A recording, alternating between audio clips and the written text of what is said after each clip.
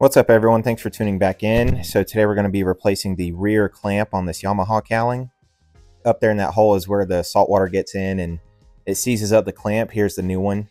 The previous owners cut out the old one because salt water seized it up. As you can see, look at all that corrosion. You got to find a way to keep that corrosion out, which I'm going to show you how I do it in this video. So take your spring off with pliers. I didn't have needle nose, so don't kill me. Take the two bolts off right here. That clamp's got to be straight up so you can access that bolt.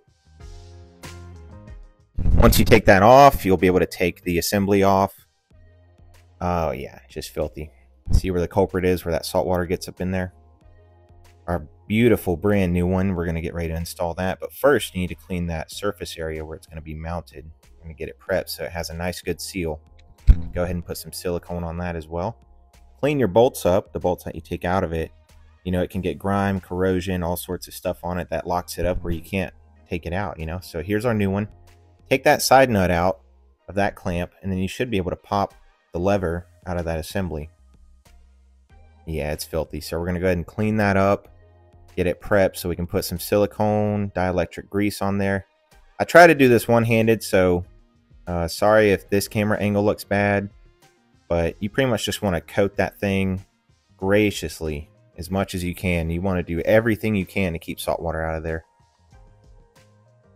And then we got the clamp, lever, the assembly coated in grease. Good, good, good. You're going to put it back in there after you have a clean surface area. You prepped it with silicone. Put some silicone on your lever.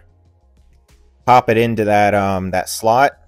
Go up and down. Make sure you can wiggle it. Tighten that nut on the side for that clamp. And then you're going to line your bolt holes up. Put some silicone on your bolts. Put your bolts in there. You're going to want to tighten them down before you put that spring back on there. Now, as far as torquing goes, let the bolt stop you. Don't try and crank down on it. Don't twist really hard. Just keep twisting at a normal strength until that bolt stops you. And as you can see, we have a good action here. Put your spring back on, and it should be spring powered now. Terrific. The painter's tape, strip paint on that clamp, whatever. Put the cowling on, put the clamp down, do a strength test. Good to go. Thanks for tuning back in, everyone.